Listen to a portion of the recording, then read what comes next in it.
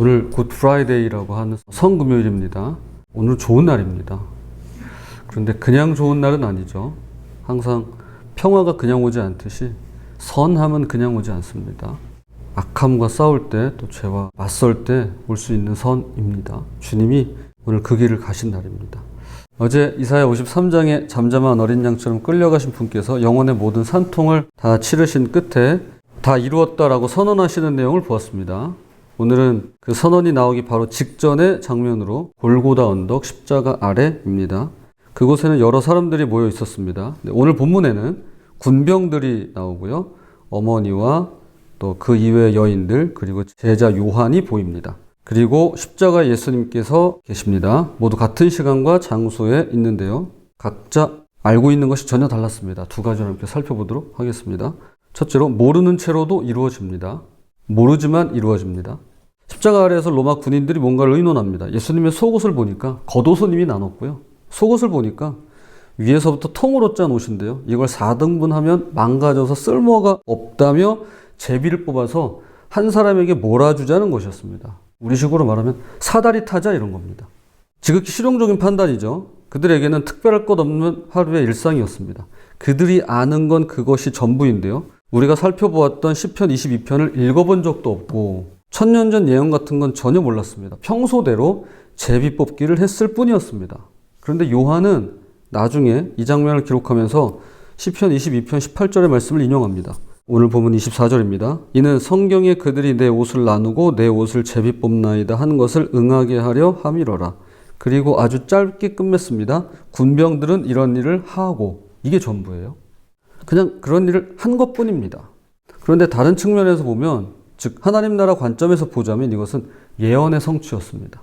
성경학자 제임스 코프만의 말입니다. 군병들은 자신들이 옷을 처분하는 과정에서 예언을 이루는 줄 의식하지 못했다. 그러나 이것은 전능하신 하나님의 섭리가 악하거나 무관심한 사람을 통해서도 신성한 예언을 성취하게 하시는 경우였다.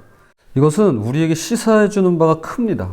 내가 알고 있고 느끼고 있고 심지어 내가 준비되어 있어야만 하나님이 일하시는 게 아니라는 것이죠.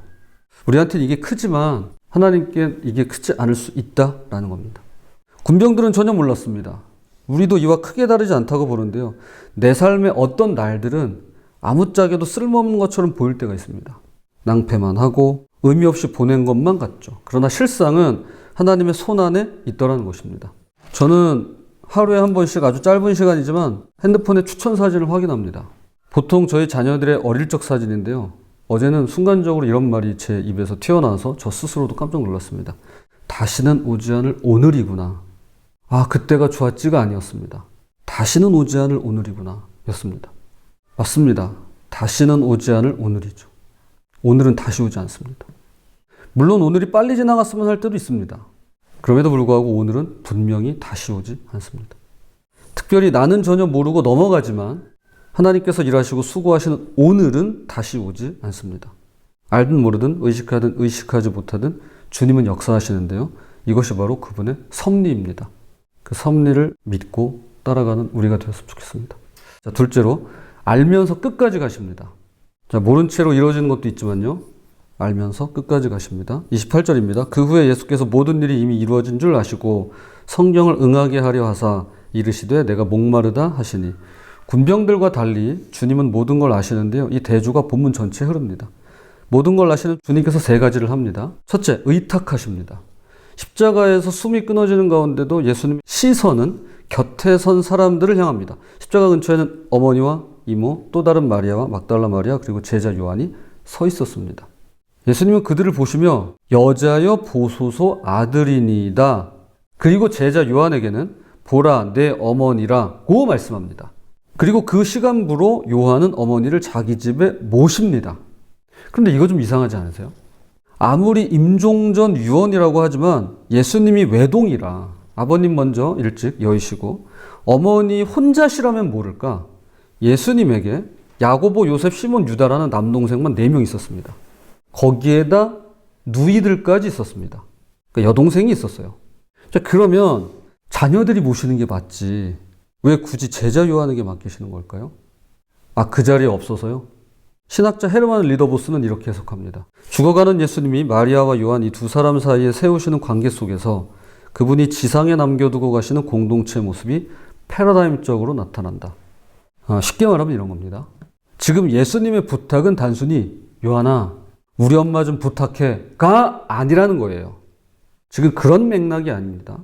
얼마나 놀라운 사건이냐면 장차 교회가 될 모습의 원형이라는 것입니다. 어머니와 요한은 혈연 관계가 아니죠. 그렇다고 오래 알고 지낸 사이도 아닙니다. 이게 공식적으로는 3년 정도밖에 안 됐어요. 무슨 30년 된 지기가 아니에요. 그런데 예수님이 한마디에 가족이 되었는데요. 피가 아니라 예수님으로 묶이는 공동체가 지금 십자가 아래에서 시작되고 있다라는 것입니다. 또한 예수님은 자신의 영혼을 하나님께 의탁하심과 동시에 어머니를 요한에게 의탁하셨습니다. 즉, 두 가지를 함께 하시는데요. 하나님을 신뢰한다는 것과 사람에게 맡긴다는 것은 서로 모순되지 않습니다. 이 둘은 함께 갈 수 있습니다. 자, 두 번째입니다. 목마르다고 하십니다. 여기서 이런 질문이 생길 수 있을 것 같은데요. 자, 오늘 28절을 보시면 성경을 응하게 하려고 목마르다 하셨다면, 오늘 그렇게 나오잖아요. 성경을 응하게 하려고 목마르다고 하셨다면 이것은 일종의 연출인 걸까요? 라고 말이죠. 실제로는 목마르지 않은데 예수님은 이스라엘 성경인 구약 성서를 잘 알았겠다. 예수님께서 예언을 맞추기 위해서 거기에 예언이 있으니까 그 예언을 내가 이뤄야지 라면서 혹시 그렇게 의도적으로 하신 건 아닐까라는 것입니다.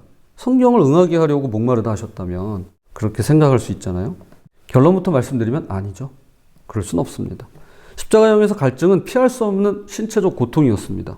출혈과 탈수, 뜨거운 햇살 아래서 몇 시간을 버티며 생겨난 갈증은 실제입니다. 그래서 최악의 고문 틀, 사형 틀이라고 이야기하잖아요. 예수님은 정말로 목마르셨으며 이런 건 연기한다고 되는 게 아니죠. 히브리서 4장 15절 말씀처럼 그분은 우리의 연약함을 체험으로 하시는 대제사장이십니다.